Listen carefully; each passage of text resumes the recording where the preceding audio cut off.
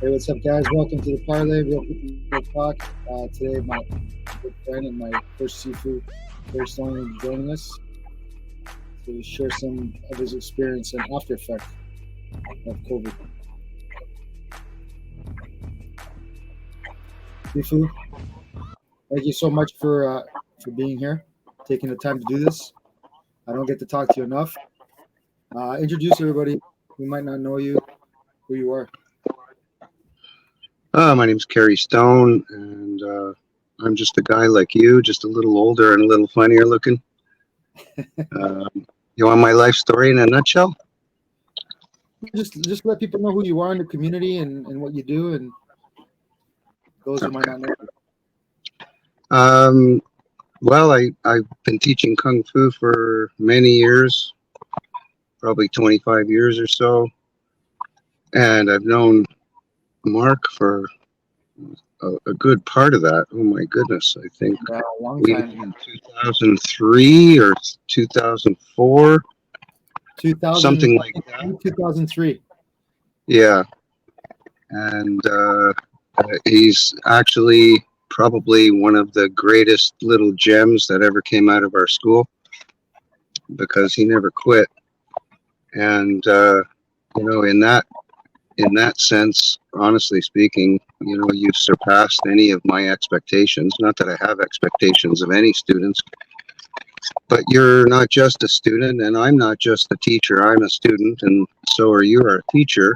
And you've become a really, really good teacher. I've watched your podcasts, and I think you do a really great show. I've always actually wanted to do one with you. I live a simple life with my wife and I. We have 2 kids and 3 grandchildren, and life is great because we just live in the moment. So, the journey just continues one step at a time. Well, you've been a huge influence on me. You showed me what martial arts was really about, and it was a self-discipline aspect. It was so nice knowing that I could always come visit when you were at the club there, and I know it's a difficult topic, but I really want to talk to you about it because I've been going through some of my own shit, and watching somebody always stay positive, it's very motivational and it's very positive. I think you're a very positive person, Carey. I think you're a good person. You're a loyal person and you're a genuine person, and that's why I wanted to talk to you about this. I want to just kind of backtrack to the beginning of COVID, um, during that period where they asked everybody to first of all let them know how long were you there for, and tell them a little bit about the club. Well, we've had our school for over 18 years now. We were living in the space, the last studio we had, for 9 years. It was a big space. The students didn't know we were living there. We were pretty hush hush about it, and there was lots of room, so nobody knew, except the chosen few. And we've done some Rebel News interviews, and so some people have probably seen those. We had a big issue after COVID started. Everything was fine until then. And it all came down to money, of course, and landlords, as we mostly all know, that they are usually very rich financially, not mentally, and they're all about money. So, we did our due diligence and jumped through as many hoops as we could.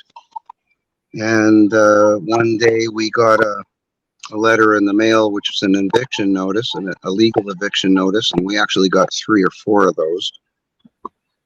But I was somewhat educated on the law and the moratorium on businesses, and so I didn't leave. But it got to the point where we actually couldn't leave the space. So either Leslie or I had to actually be there because of the risk of being locked out. I mean, you can't lock us in, but he did break and enter once and tried changing the locks, which is another story. It was a pretty scary experience, honestly. And I did Facebook Live a lot of it, so a lot of people did see that it was a pretty difficult time. But and at the end of the day, the moratorium was over April 21st or 22nd of 22. Was it 22? No, it was 21. And we had to shut it down, and which also meant we didn't have a place to live. And so I got together what I could and bought a very old RV, and it was leaking, and we fixed it, and I'd done a lot of work on it. And this is our second winter living in an RV in this country, which is they're not made for winter, honestly speaking. But I've learned how to survive in the winter, and I insulated it and did a lot of things. And we have a generator, but sometimes it gets cold and the generator won't work, and it's not sunny, and so the solar panel won't work. These are just day-to-day little issues that we've learned to rise above and find solutions.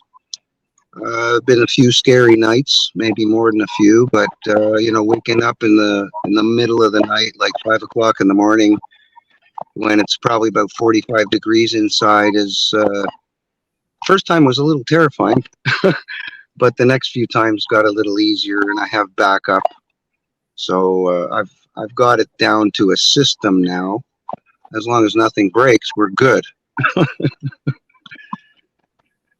So, and that brings us up to today, really, as far as we're still living in the RV, and we live in a field. And you know what? I tell you, Mark, it was maybe one of the best things that ever happened to us, because we've learned to appreciate everything. Running water, toilet, power. That's a big deal, having power or not having power.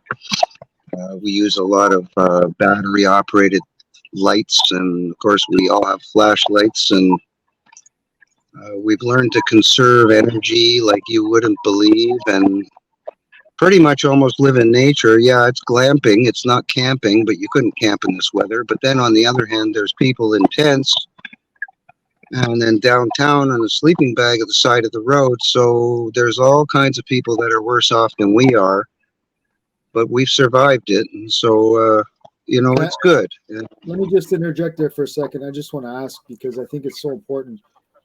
When you have those moments, because we all have them when we're alone to our thoughts, when you have those moments and you feel like it's not going to get better, how do you control yourself? How do you talk to yourself? And how do you has martial arts attributed to that type of thinking? That's a really good question. That's what I do. I'll tell you, if it wasn't for martial arts, I'd be a basket case. It gave me a life. But more than that, my wife, Leslie, has been an absolute bloody rock. And somehow, when I'm messed up, she keeps it together. And when she's messed up, I keep it together. And so we work off each other, and she seems to be able to calm me down. For some reason, I lose it once in a while. I really do. But she gives me the confidence and believes in me. God knows why. But I mean, in that sense, I never would have started the school if it wasn't for Leslie. There's no way in the world I ever would have started it without her. She gave me the confidence and believed in me, and she said, okay. Just like once upon a time, she finally answered if she would marry me, and I asked her 5 times. I broke her down. And ever since, you know what, it's been a battle, and it's been amazing, and we've had hard times and we've had great times. We've been through hell and back on many occasions. We've lost everything twice. And it's taught us so much. I can't even begin to tell you how much I've had to learn. I wouldn't change a thing because it made me who I am. And you know, you're very gracious and think that, you know, you maybe think too much of me. I'm not as good as you maybe think I am. I have weaknesses. We all do. But like I said, the one thing that really holds me together is my family. Um, you know, I lost my father in August, and my mother, who knows how long she's going to be around. She's going to be 84 this year. She's had 5 shots, so you know they think I'm crazy, and I've tried my best to reason with them, but I've given up. I've given up. Sifu, let me just interrupt because I just during the time that you were going through this legal situation with regards to the school and then trying to close you out, were they aware of that when they refused to talk to you? Were they aware of what? Were they aware that they were going to kick you out and you guys were in trouble? Were they aware of that before the COVID thing when they stopped talking to you? And who stopped talking to me? I'm not following. You said your mom doesn't really talk to you because she's. Oh, yeah. No, she's still there. We don't talk. There. I mean, you know, I still tell her I love her. She's my mother, and honest to God, we've probably had maybe 6 telephone conversations in the past 3 years. You know, my father I used to talk to almost every week, even though he disagreed with my way of thinking. We still had a relationship. We still talked. We still cared. Yes. My mother really communicates with me via email, which is very impersonal. The odd message, but it's very rare that I actually speak to her on the phone. There's a lot of other circumstances regarding my mother, sadly. It's not just about me, and my sister is there and sucking the life out of her, sadly. And there's nothing I can do about that. She won't listen to me about it. Well, one of the things that I'm glad to see is that you and your family are still close. You know, I came to visit you guys, and it was nice to see your son and Jen and the grandkids. You have a certain smile when you see your grandkids. I hope one day I get to have that. How has this strengthened? In what way has this strengthened your family? Oh my, that's a great question. That's what I do. You know, every time I encounter a problem, it this takes me back to when I was a contractor. I started my own business. Is it cabinetry? Cabinetry? Well, before the cabinetry, you know, when I was very young, I started my own window cleaning company, and then I was cutting lawns, and then you know somebody asked me if I could paint, and I said sure. I didn't know how to paint. I painted. I learned, and I lost money, and I learned. I learned the hard way. It was very stressful. Somebody asked me, "Can you build a fence?" I said, "Sure, I can build a fence," and I learned on the job. Can you build a deck? Can you do stonework? Can you do brickwork? Can you do concrete forming? On and on and on. And I just took on these jobs because I worked for myself. I mean, if I didn't work, I didn't have money. And so, and through doing that and making so many mistakes, I learned how to do things better and to get better at them. And it didn't phase me as much as I went forward. So every obstacle that I came across, because of the past and the fact that I had solved so many problems, I began to gain confidence in myself. It's kind of like Kung Fu, honestly speaking. You know, whether you're getting in the ring or getting into a street fight, you know, you learn from your experience. And so the experience is really what has got me to this level, which isn't, any particular level. Everybody's at a level, whatever that level is. But I've gotten to the point where there isn't really a job that I'm not going to muddle through. And sometimes I don't muddle. Sometimes I know what I'm doing. But if I don't know what I'm doing, I figure it out methodically. I'll do it through trial and error. Try something, it doesn't work, I try something else. And I have to keep going.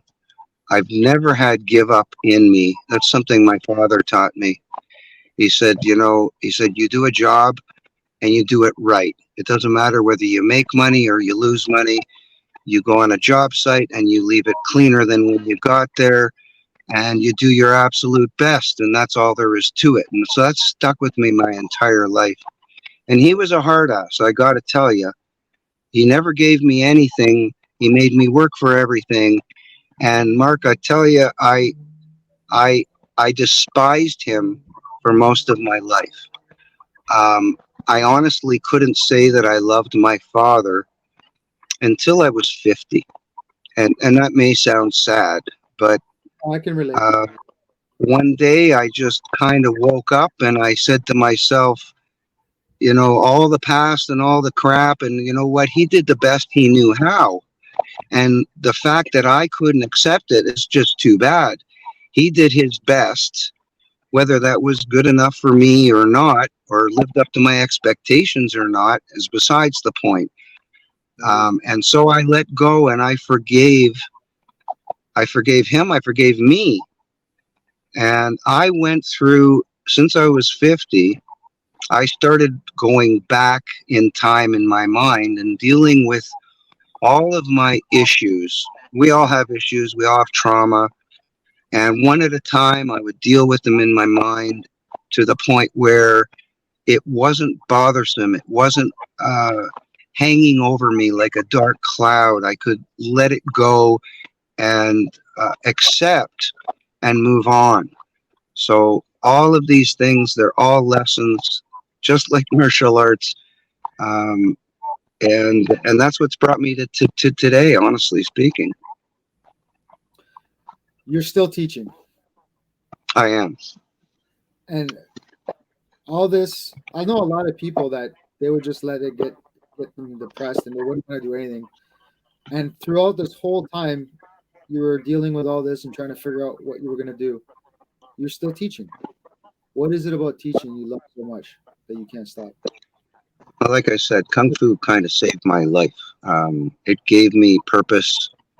I get so much satisfaction out of it. And it never was for money for me because I never really made money teaching martial arts. I mean, we survived, but I never made a lot of money. And I mean, if I could make a wish for people, that I would wish that they could find something that they loved to do that didn't involve really making money. Money wasn't the biggest aspect of it, but that you had something that got you up in the morning and you looked forward to going to do it. And that was my muse. It still is my muse. And I look forward to going and doing classes every time I go to do a class. And through martial arts, I've met so many amazing people like yourself. And a lot of people have come and gone. That's the nature of the business, sadly. I know that everybody will eventually leave and move on. The thing about you is you never gave up and you moved on to different genres, and you learned different styles and systems, and you incorporated it all into you, which is what you're supposed to. It's what we're supposed to do with martial arts, is make it ours, and you have, and that's special. I mean, that's Bruce Lee type of thinking, honestly speaking.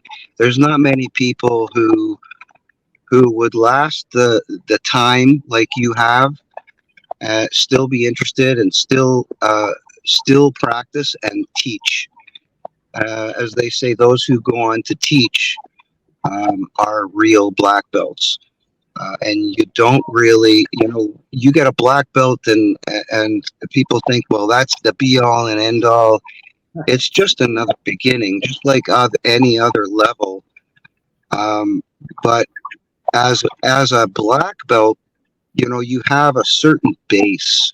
You have a certain amount of knowledge that can carry you through, as Simon said, many lifetimes or several lifetimes.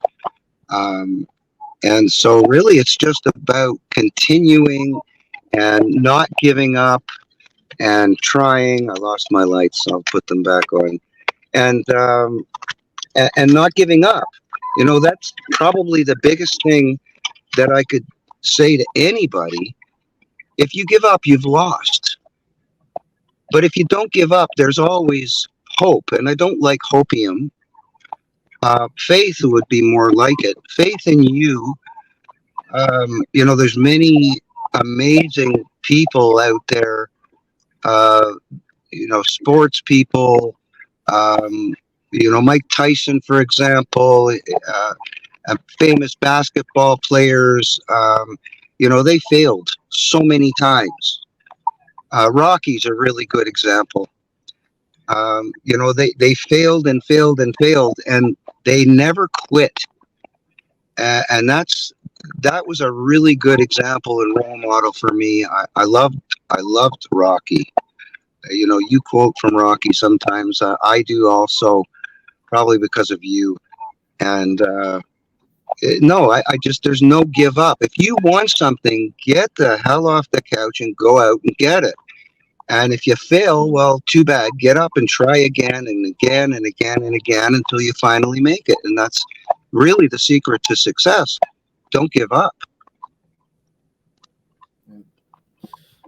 What are the small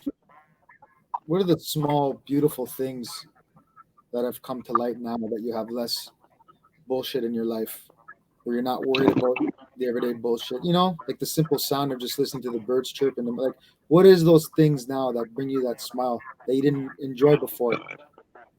You know what? I woke up this morning and I went outside, as I do every morning. And whether it's cloudy or not, I'm camped out right by the forest. There's not a lot around me. The birds, the wind, the stars, the sun. Today was just beautiful, and I sat down in a chair outside, and I did the first little what's it called? I did a Facebook Live. I haven't done one in a long time, and little things like you said, nature, but little things like there's big things also. Like, I don't have big bills to worry about. I don't have a house to look after or an apartment. I don't have an electric bill. I do have gas. I got to put gas in the car. I got to put gas in the van. I got propane. I invested a little bit in solar panels. I got an extra battery. But these things are satisfying when they work. And I had to learn. I mean, I'm not a technical guy, as you probably well know. Even getting on a podcast sometimes is difficult for me, but I keep on going, and I keep on trying, and it's very satisfying. Probably the most satisfying thing is seeing students progress. Geez, every day's a new day. Especially on the right side of the ground. I'm grateful all the time. Leslie and I have more time to spend together. That's one thing that has probably killed most marriages. Most people can't be together all the time because they drive each other crazy, and we've been through that. We had the house, and we had all these things. But we've actually worked together for the better part of 26, 27 years. When I had my woodworking shop, I had to close it down the first time we got into trouble. I reopened it, and when we moved to Brampton, and it was a much smaller operation, but I loved what I did, and I was damn good at it. I learned the hard way. But Leslie was in the shop. I mean, she was unloading 4x8 sheets. Um, Sometimes without me, the driver and her, they'd unload a skid of wood. That's She great. she had a drill in her hand, and she was putting cabinets together. I mean, there were times when she would look at me like she wanted to rip my eyes out. But it's not easy to work with a spouse. But we've learned to work together very well, and especially with the kung fu. She's a good teacher, and she's always with me. And I don't know what I'd do without her. She's, like I said, she's my rock. Oh, that's beautiful, man. Not a lot of people have that. No, Not a lot of people have that. but it takes work, Mark. It takes work. It Oh, took us a lot of work. But we're you know what? I tell people we're 97% good. was There's there always going to be. Go ahead, sorry. what was your, I don't know if this is too personal to ask, but what was the first night in the RV like? Did you guys have a a pep talk that night? Did you guys just I just wondering how that was. And that's a good Me, question. Also, you know what? it's We were lucky when we it's moved out. The weather was still good when we moved out. We moved out of the studio. I guess it was a couple of weeks before we actually had to physically. I was ready for it. We had planned for it. I knew this was coming. Yeah, it was really scary because you know. I mean, I was 60, and I've always had a home, whether it was a house or an apartment. I always had a place to live, and all of a sudden, we're kind of homeless. No, not homeless in the way of real homelessness like a lot of people have, but we didn't have solidity anymore. We didn't have a lot of things that we took for granted, and so yeah, it was pretty scary. It was pretty fuck yeah. weird. It was very different. When we first moved out, we were living in a parking lot, place where it was pretty big parking lot. There was a lot of truckers parked there, a lot of movers and etc. And they pay by the month rent. And we got to know a couple of them, and they were really, really nice people. As time went on, it got easier, but then the fall and the winter hit, and that was another kettle of fish. Um, not having proper heat, not knowing how to operate the RV very well because it's a skill. I had to learn the RV. I've had to fix a whole bunch of things, um, and so yeah, it was pretty scary. But again, Leslie just somehow she kept me in line. And for some reason, she believed that I could solve any problem.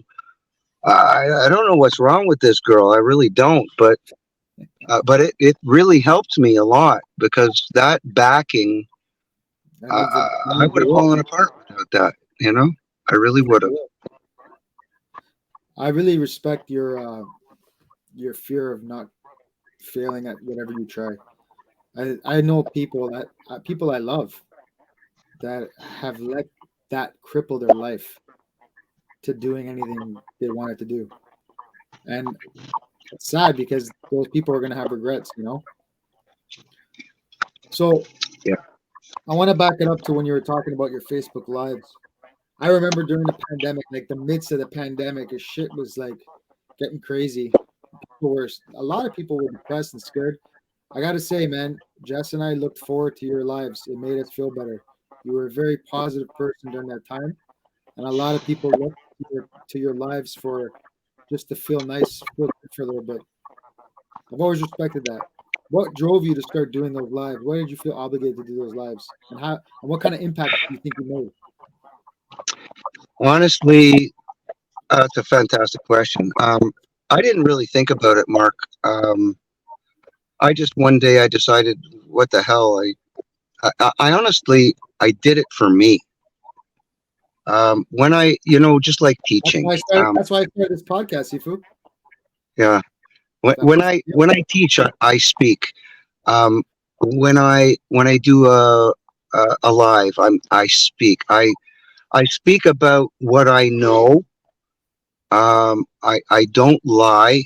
I tell the truth as as much truth as I know, or at least I truly believe that it's the truth.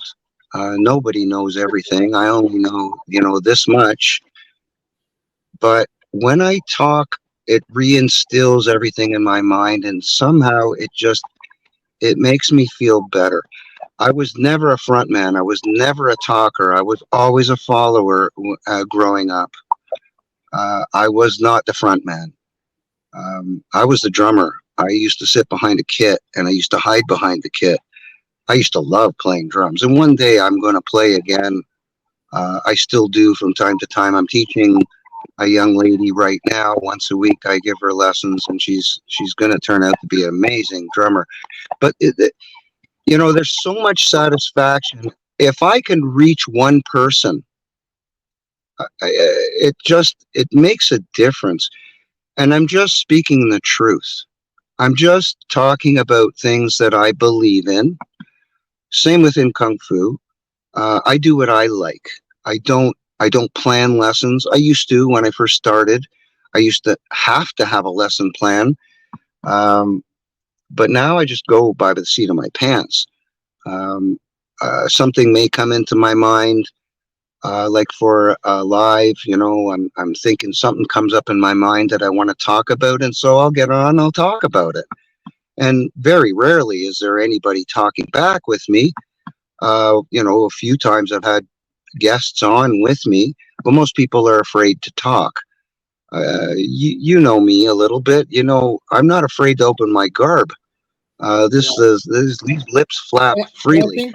I think that's what started to get you a little bit of a following, though. It was for the simple fact that it was genuine. It wasn't fucking. You can tell whatever you were saying, you were genuine about. You know what I mean? And you were talking about a lot of things that people didn't want people to talk about. And it needed to be said. Because the worst thing about COVID is that it was like the ultimate gaslighting party. Everybody knew the elephant was in the room, but you weren't allowed to fucking talk about it. But y'all knew. It's just basically like, wow, we're all beta fucking men now. We all beta women. What the fuck is going on? Anyway, that's a whole other conversation. But yeah, what was really cool was when the truckers started doing their thing. You and Leslie talk about that experience of going down there.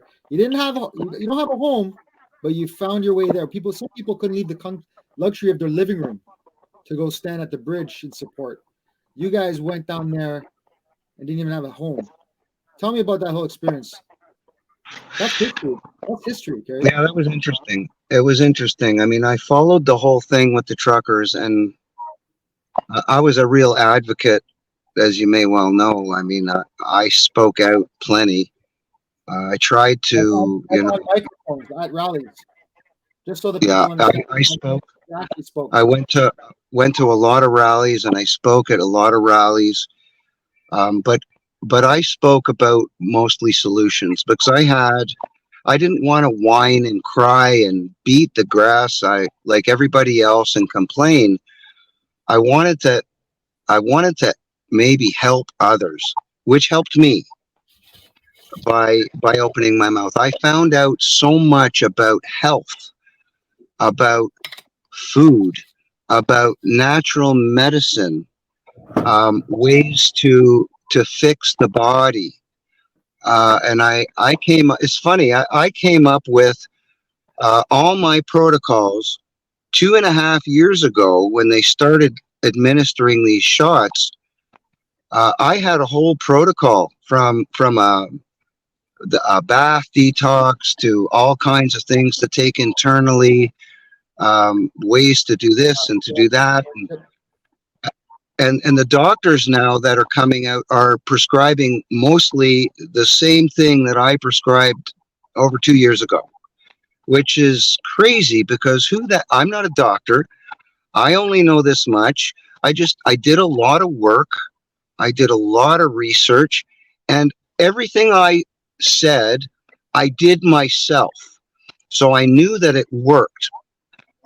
My buddy and Leslie and my family, we've gone through a total detox, and we still do detox because they're spraying us like rats on a daily basis. But I know how to deal with it. I know how to pull this crap out of the body. As a matter of fact, I helped a couple of people that had had a couple of shots and reversed their symptoms.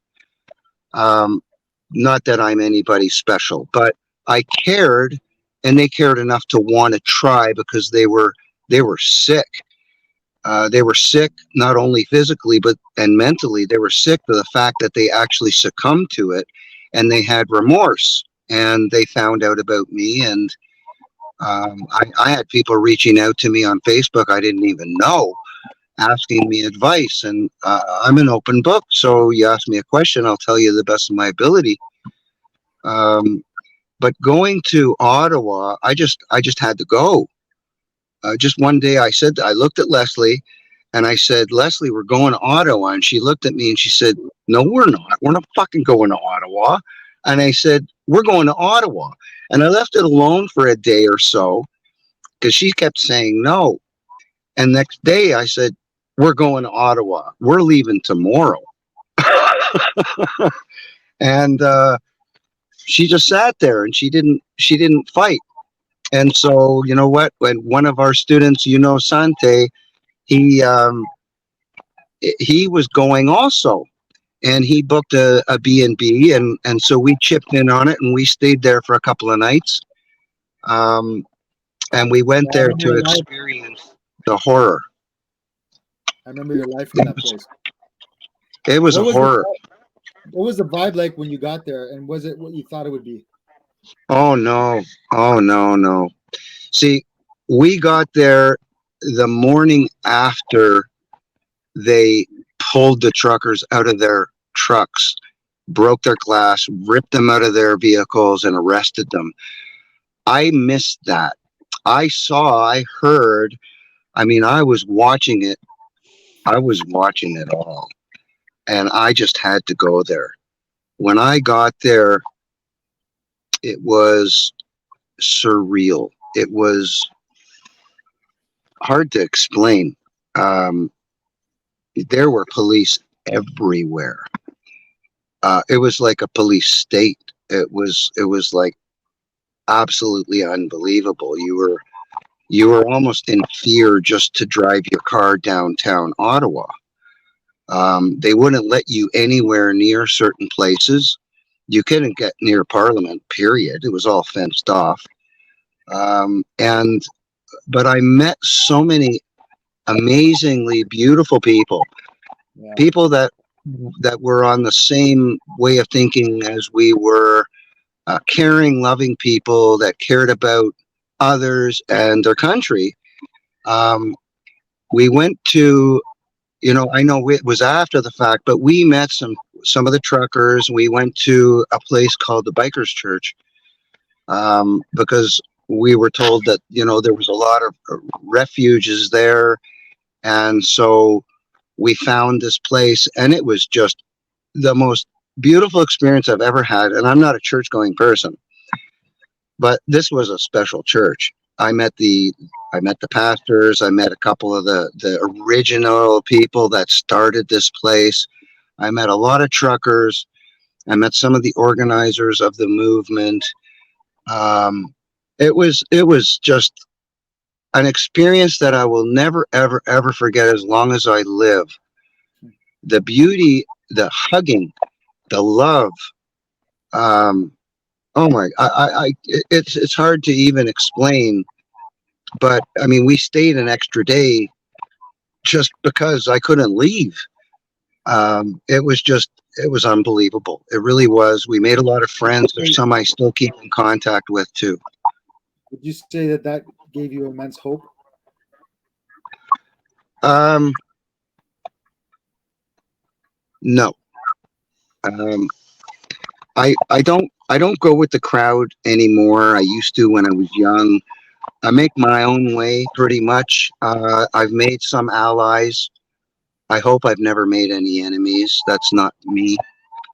Um, You always make enemies. hope, hope is hopium. Yeah, I mean, I like the word too, and I used to use it a lot. I believe, I believe that everything is going to change, and this had to happen. Not just the truckers thing. I mean, all of it.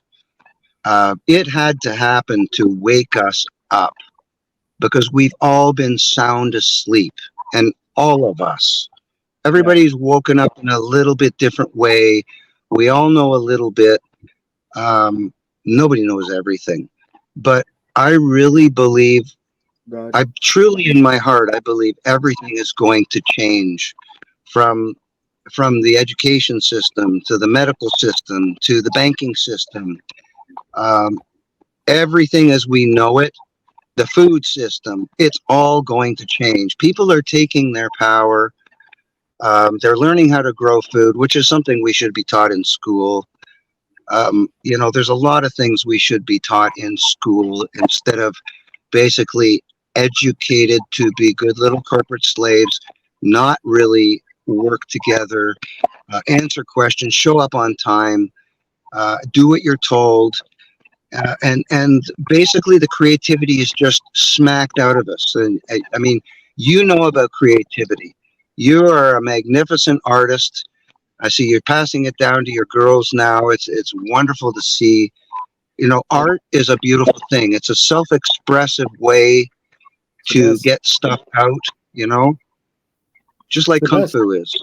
It It's is. expression. It is. And so that's why I love Kung Fu. And that's why I love playing drums and playing music and writing music and singing.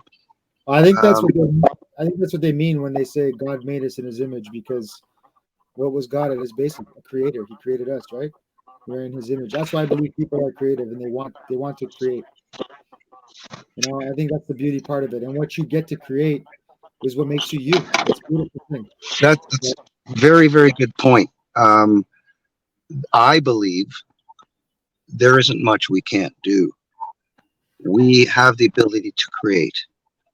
I mean, you've proved that. Um, you're incredible. There's many others that are great people, but they didn't just become great. They did stuff.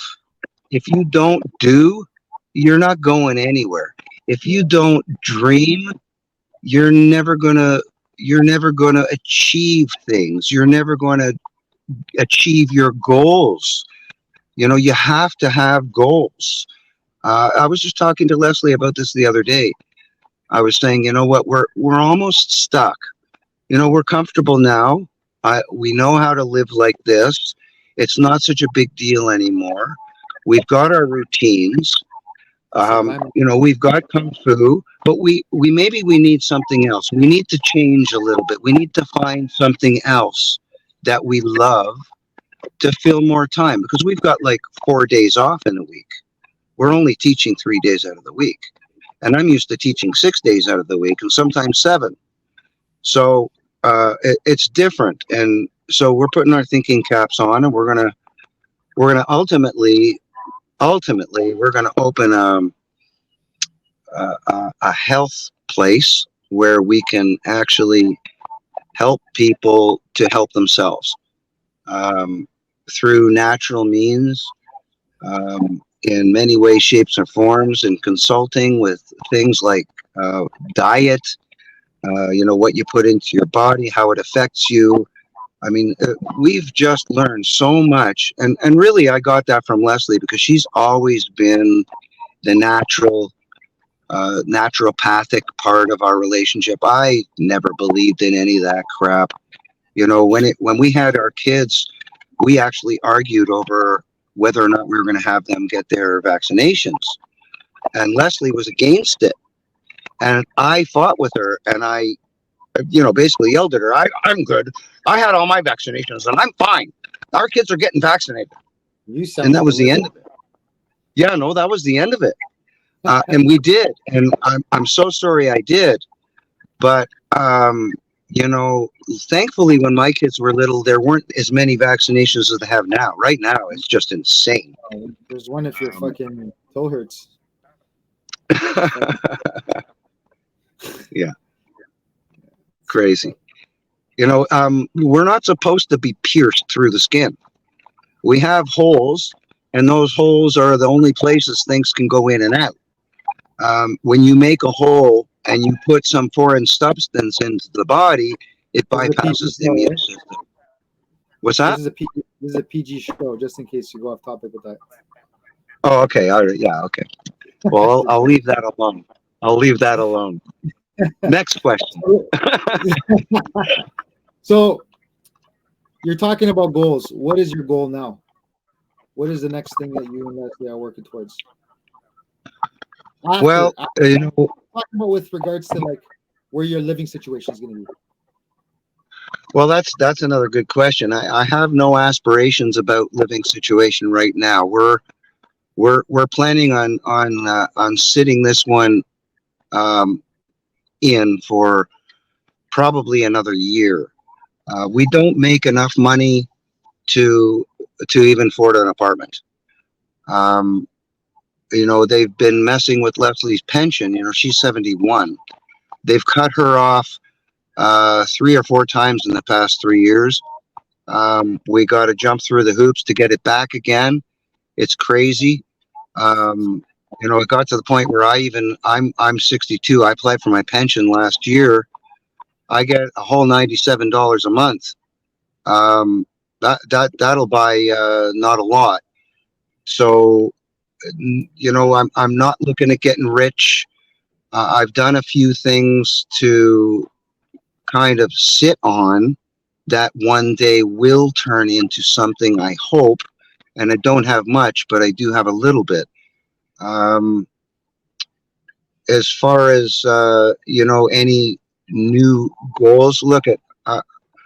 I'm really happy with my life right now. There's a lot of things I want to do in the future. We want to travel a lot. I've always wanted to teach around the world because it's something I love to do, and I know people all over the world. A lot of it through this COVID thing. Honestly speaking, I can't tell you how many beautiful people I've met online. And a lot of martial artists. Of course, I've got a very large group of martial artists all over the world that we talk and we follow and we respect each other. And you know what? If we all, I just want to share what I know. And if everybody shared a little bit, because everybody has skills. And I really would like to work with you again, because you have so much to teach me now. If everybody shared a little bit and we all learned from each other, we're unlimited. As a single person, we have limitations, but as a group, there's so much that we can do. It's beyond my comprehension. So. One day I'd like to have a community of like-minded people living off the land. I've learned how to live off the land. I want to build my own cabin somewhere. I'm always looking for a little piece of property somewhere that I can't afford. But that's one of my dreams. Yeah, and hopefully more water. Yeah. That's a really big dream that Leslie and I have. We'd like to have our own place where we can build on and maybe move the family up there and have the grandkids have a real life of learning reality instead of and they don't go to school, by the way. Jennifer homeschools them, and they're probably Willow is probably at least a grade and a half ahead of anybody of her age. And it's not really necessarily about books. Is Jen What's home that? the whole time? Is Jen home the whole time? Like, is she dedicated at home? Oh, that's so important. Yeah. Of course. That's just like Leslie did that too. I mean, we decided when we were going to have kids, and I didn't force it on her. We talked about it, And we decided together that, she was going to stay home. I mean, back then it was a little easier. I went out and I made the bacon and I worked hard, and sometimes I didn't come home. Sometimes I'd sleep in the shop because I had to get work done for the next day. I mean, she understood all that. I don't know what she's still doing with me. I really don't. But somehow she got through it. And I missed stuff. I missed the kids when they were little a lot. I mostly when I got home, they were in bed, sadly. But so she took the brunt of it, and somehow we managed to do it. But we have lots of things that we'd like to do. Traveling is a big part of it. But in that respect, I can't do that right now. Where would you want I'm to not go? going to leave my family. What's that? Where would you go if you could go anywhere? Where would you go? Oh, God. So many You're not gonna kill places, your Mark. battery, are you? What's Yeah, that? You're gonna kill your battery with the light on? No, I no, I'm just in the car.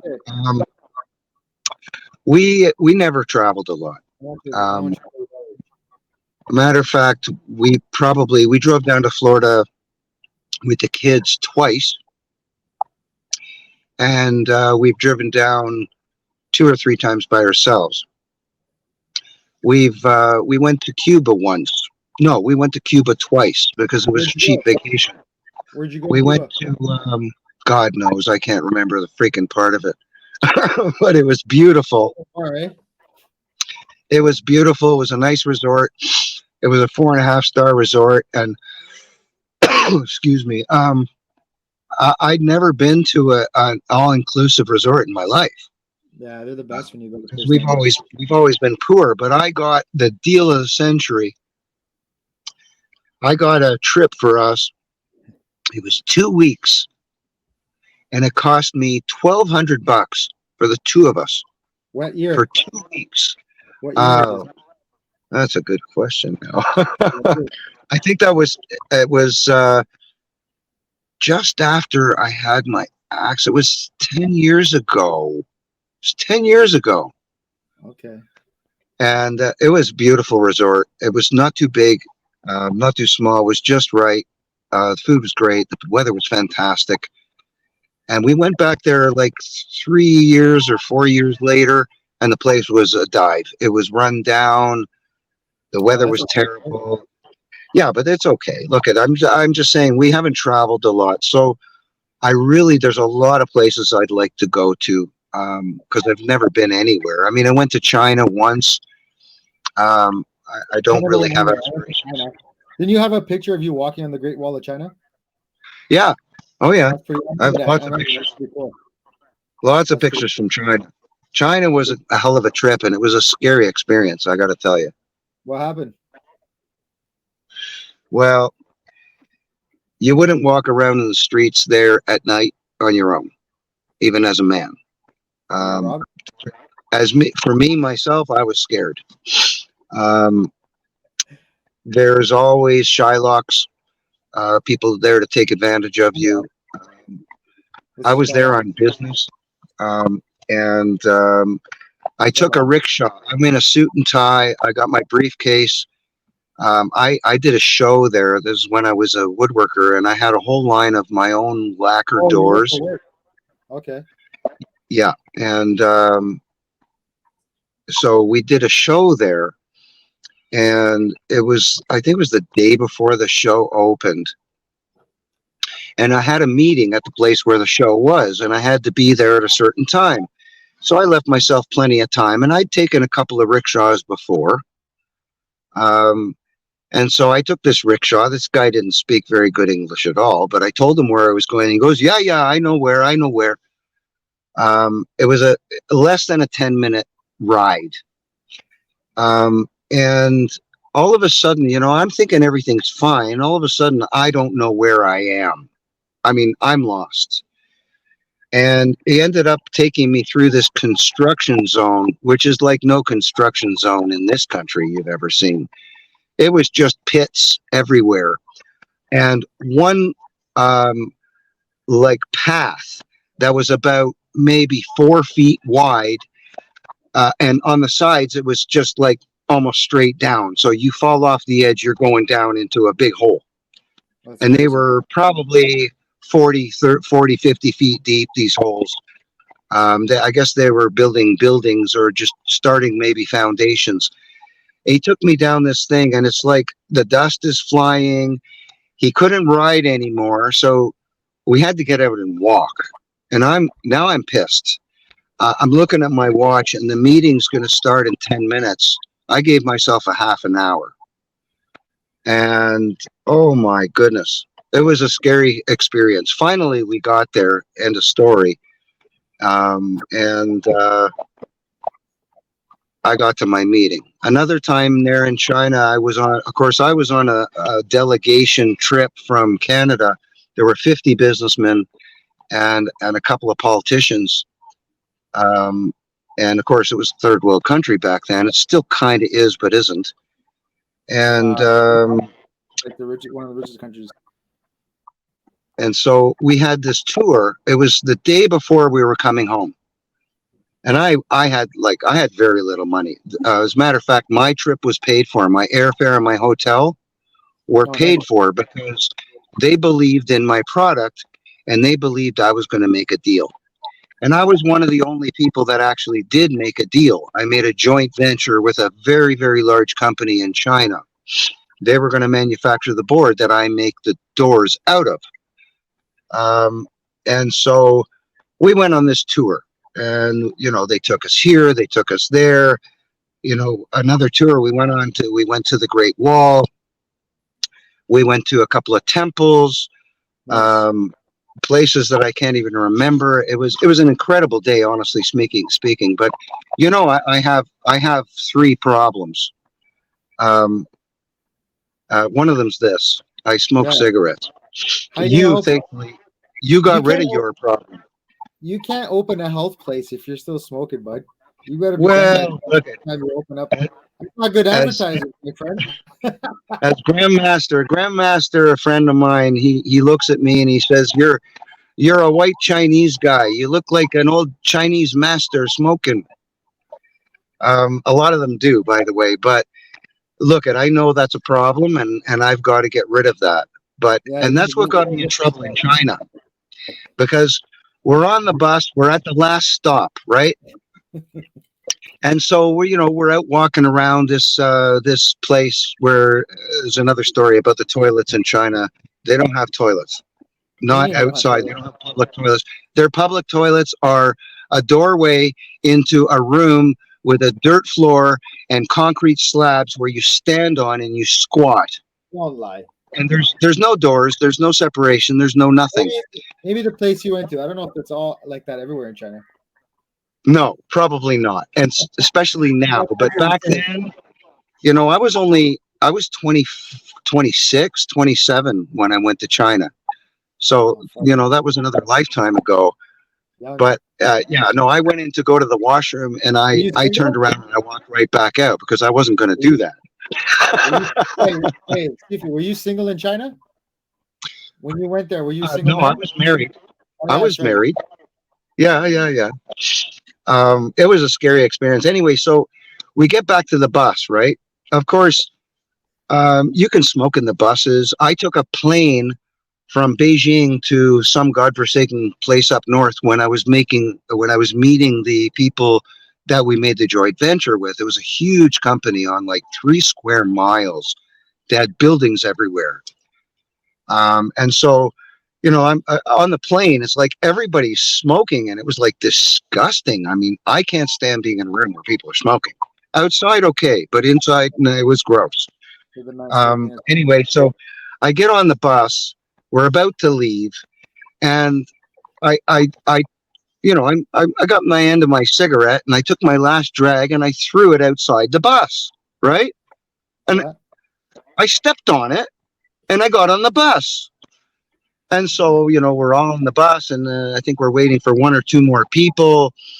And all of a sudden, some Chinese guy walks on the bus, and he's talking to the driver. And they start arguing. And he starts pointing down the bus. At you? I don't know who he's pointing at. I have no idea who he's pointing at. I think he's pointing at me. So he walks onto the bus. and he's got this cigarette, and it's smoldering still. So I didn't put it out entirely. It's still smoldering, and he hands it to me, and oh, is that mine? And I said thanks, and I took another drag, and I threw it out the window. Oh, you're an asshole. And then he grabs me. Sure. He grabs me, and he starts trying to pull me to the front of the bus, and I'm saying, "Get your hands off of me!" Of course, this guy doesn't understand a word of English. Yeah. They basically charged me a ransom. They were going to take me to jail. I would have disappeared. You're lucky. I would have disappeared. Did you learn your lesson? This thing happens a lot. It used to happen a lot down there. The whole, because I had no money on me. They wanted, I don't know, it was something like $70 American to let me go. Hush money. So everybody's going into their pockets and pulling out as much money as they had, because the last day we're going home tomorrow. And they paid my ransom. You're lucky. That was a scary experience. Well, in all honesty, you shouldn't litter, especially in No, but you know, moral of the story, that's guys, very true. Very true. It is what it is. Hey, man. It is. That's why I want to go to a different country. I don't want any fucking problems with my luck. No. Again, I learned a lot. Yeah. No, I learned a lot from that experience, and you know, do as the Romans do. You know, you got to assimilate somewhat, and you got to go with the flow. So I don't stick out as much as I used to. I used to rebel a lot. I don't care, and that's one of my attributes now. Honestly speaking, if I could give a word of advice or something about me, I don't give a crap about what people think of me. I try to set a good example. I do the best I can, but I don't care what people think of me anymore. I used to, and that's what brought me down most of my life. I cared too much about what my friend thought, or what she thought, or what he thought. You know, too much ego, too much pride, and that really hurt me. Now I don't care. I don't care anymore. There's a relief in that, eh? There's a freedom. Yes. Yes, absolutely. You said it. You know what? I agree with you. I think that's one thing that I took away from COVID. That was, I could say, useful. Was like I said, I told some people, it's not that I didn't miss people, but I realized who I didn't miss. Yeah.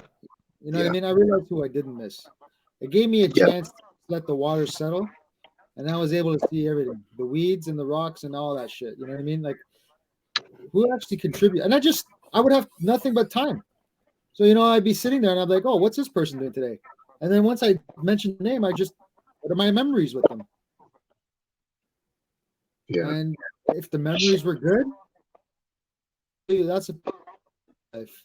If the memories weren't that good, that's a waste of my time. I could be spending with that person that gave me those good memories in my life. And that was it. It was easy after that. It's a good point. Good point. Yeah, I've lost a lot of friends that I thought were friends that weren't friends. You know, you get to pick your friends. You really do. I learned a lot about people, especially the ones that I thought were friends. You know, I also understand that cognitive dissonance goes very deep. And people can't help themselves. Oh, you're cutting out, Carey. You're cutting out, buddy. Oh, shit. Hold on.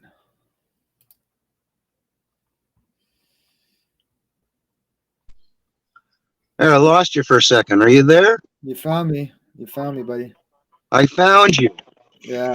Okay. Sorry about that. No worries. Some technical issue.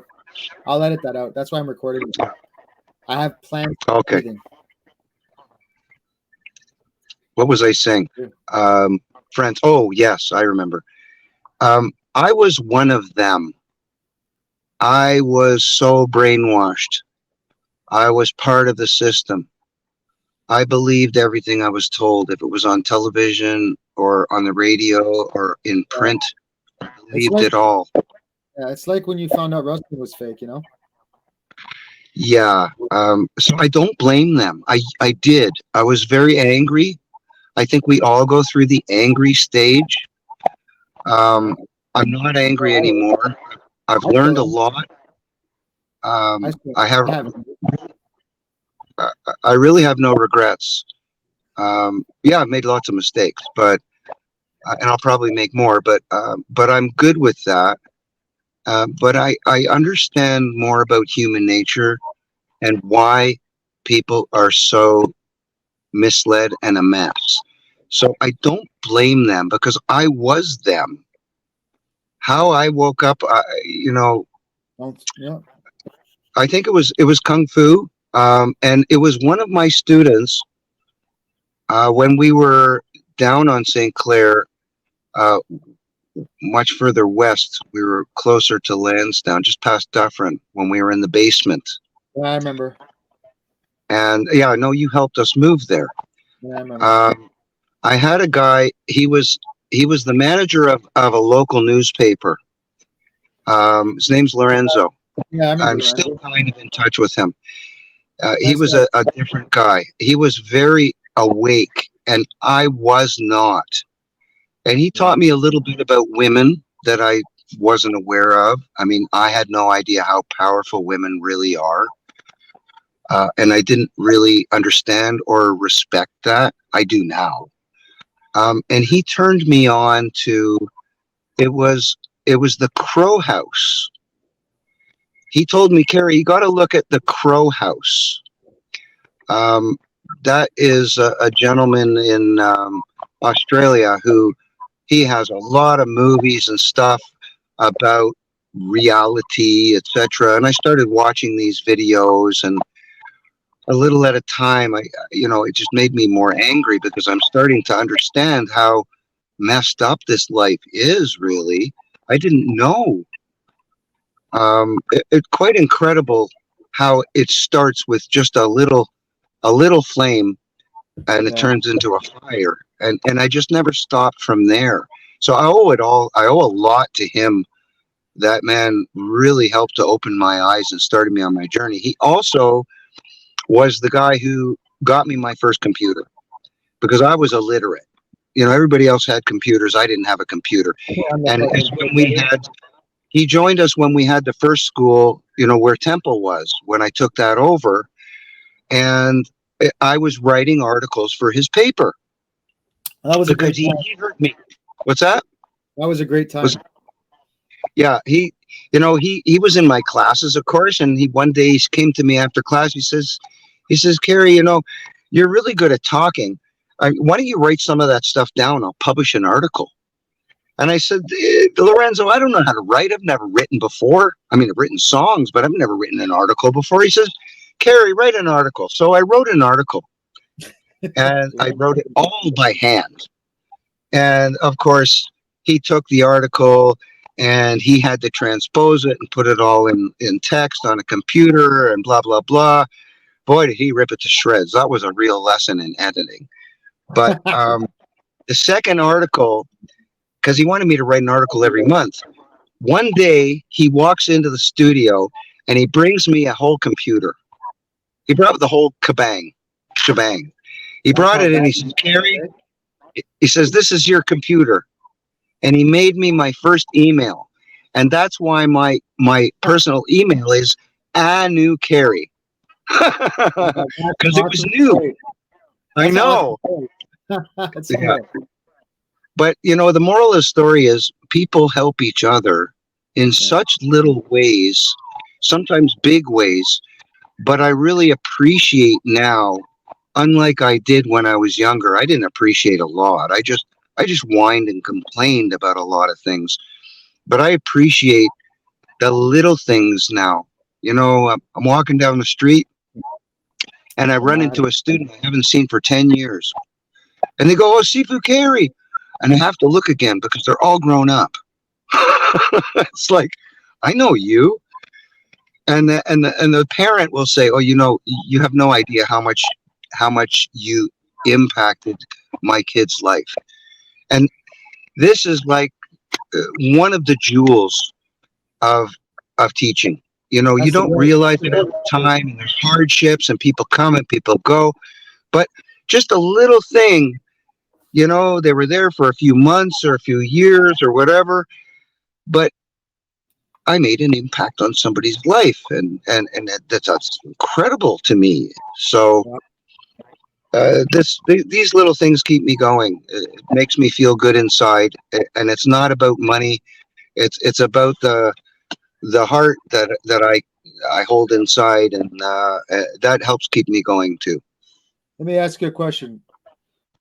What is it about luxury that stops people from seeing what really matters?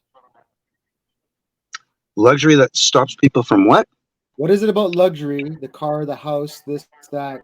What is it about that prevents us from seeing what really matters in life? Oh my God, you're full of good questions. Yours Holy is. shit! Excuse my expression. Wow, these are all things. They're just things, but we all want them. Yeah, So what is I've it? learned What is it that makes there's a us difference. But it's all peer pressure. It's all keeping up with the Joneses. My buddy's got a programming? Corvette. I Programming. got to have a Camaro. He's got a 2-bedroom house. I want a 3-bedroom house. I want it in this neighborhood. Um, you know, you want nice things. You want nice clothes. You want nice shoes. You want designer crap. I never was a designer crapper, but when I was young in public school, I remember when Adidas ROM shoes came out. Now, nobody knows what Adidas ROMs are anymore, except if you're my age. But there was Adidas ROM, or there was one other brand that were like, you had to have them. Oh, they were North Star. Adidas ROM or North Star. And I North don't know. Star were the cheaper one. Yeah, And man, that's like you were a that was like loser. highway. Yeah, That was you were a loser if you had North Star. North Star only had 2 stripes, but Adidas had 3. So if black you had magic Adidas, report, right? I had to have an Adidas pair of running shoes. I used to color my stripes in or take away stripes. Well, you're the artist, right? So I learned that. Yeah. Yeah. I really think it's more about watching others and wanting to be like others. And I wanted to be that too. I wanted to be famous. I wanted to be the heavyweight champion of the world. You know, I grew up watching Muhammad Ali and stuff like that, and Norton, and you name it. Um, these examples that are set for us, these famous people, it's all a lie. It's all a facade. Not that they're not real; they are. But it's the nobody perception has that to we be. put in our head. Yeah, it is. It's subliminally there. Yeah. We don't have to be like anybody else. We're not supposed to be like anybody else. We're supposed to find our way, just like you have with martial arts. You're unique. Oh, thank you. You really, really are. And Sante's doing a similar thing that you're doing now, but luckily he's experimented with other martial arts. Now we're very fortunate in that we're under the roof of FAC. Yeah. And Sean Zerger, he's an amazing teacher. He's got so many talents, and there's other teachers there. There's so many different genres that you can be involved with if you're a member, and I've I've tried to push my students to, it's not just about our school. It's not just our school anymore. We're part of a collective, and go and experiment with them. Go and try their stuff. Yeah. So it's a great. It really is it's a really great model, I believe. It took me a while to let go, though, because again, I don't know that it was ego. I wanted to make it on my own.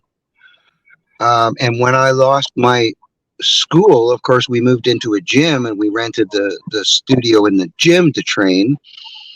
And I probably should have gone to FAC in that time, but I had to find out for myself. exactly. I That's made what's the mistake, and it wasn't a mistake. I don't believe anything is by mistake. I believe everything is as it should be, when it should be, to teach us a lesson. But I learned the hard way. I lost money for 6 months. I mean, I really lost money to go to work every day, 6 days a week. I was going to work, and it was costing me money to go. So, and thankfully you, I mean, you suggested in the first place, and then you suggested again, and actually listened to you. I mean, I pursued it the first time, but it wasn't right for me at the time. And then you mentioned it again, and I thought, you know what? Maybe I should give it a try because I got nothing else going on. I had to close down the gym. I couldn't do it anymore. And wow. so I went and had a meeting with John, and he's a really nice man. He manages the place, and we got along well, and he gave us a shot, and we're still there. So I'm it's glad it worked working out. out. It's working out well. We don't have that many hours there a week. It's not like before where I was working every day. But I mean, that's my fault, and that's okay, and everything's meant to be the way it is. So I'm happy with what we're doing, and I've surrounded myself with some really good people, not just students, but the FAC, people that I hang out with.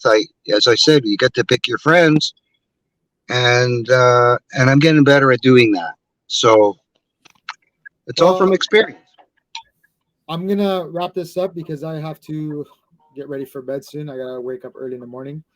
But Me I too. I really appreciate talking to you. So listen, two things before I forget. Number one, um, let's have you and Leslie. Let me find out when's good for you. Let's have you guys come over for dinner, visit the kids, come by the house, have some dinner with us. We can shoot the shit off camera, and let's work on see if we can together a seminar. Maybe I'll do a joint seminar or something with somebody, and we'll make some money, and then we'll see if I can help you towards the first and last. You're always welcome. I look at.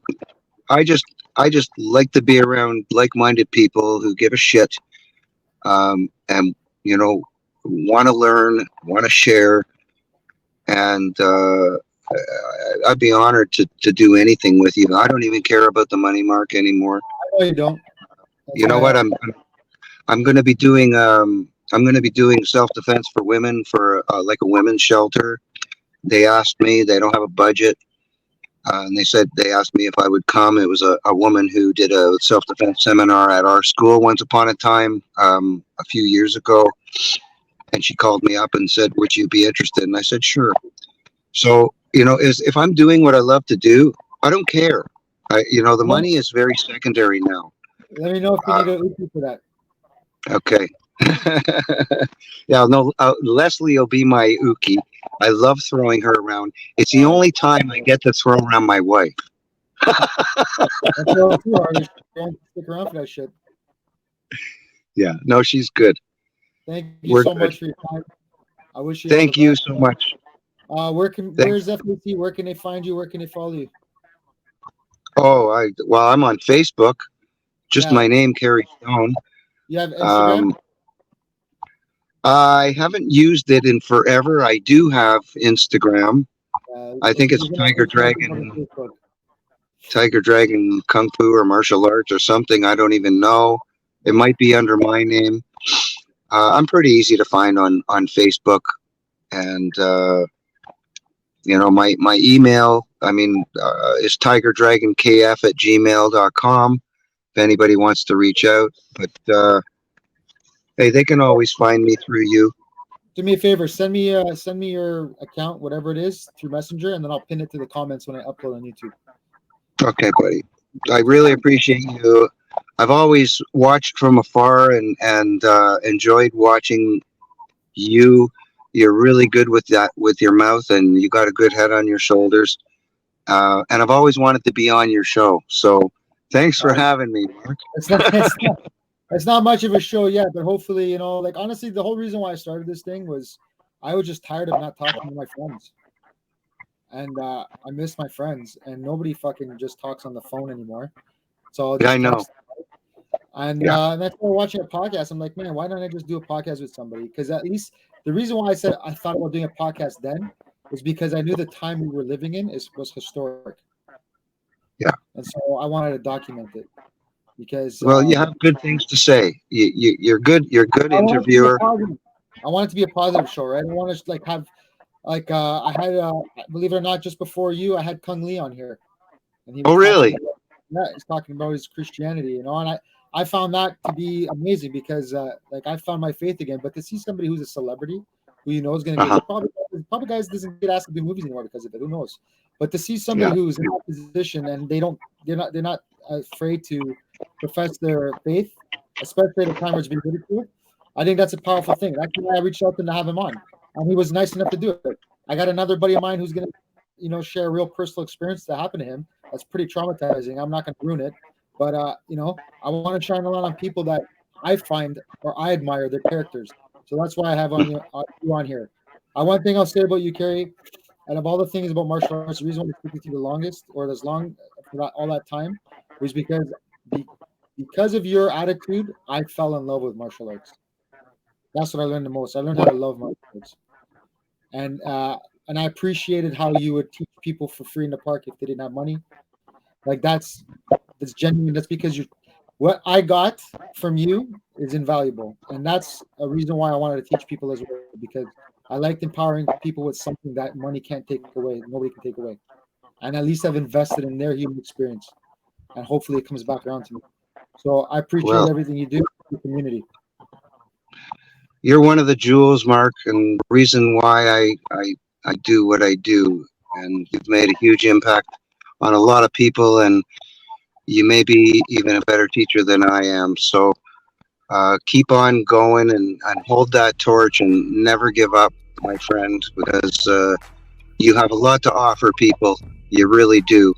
So my hat's off to you, honest to God. So, All right, man. Love you. God bless you. I'll talk to you soon. okay, buddy. Thank you.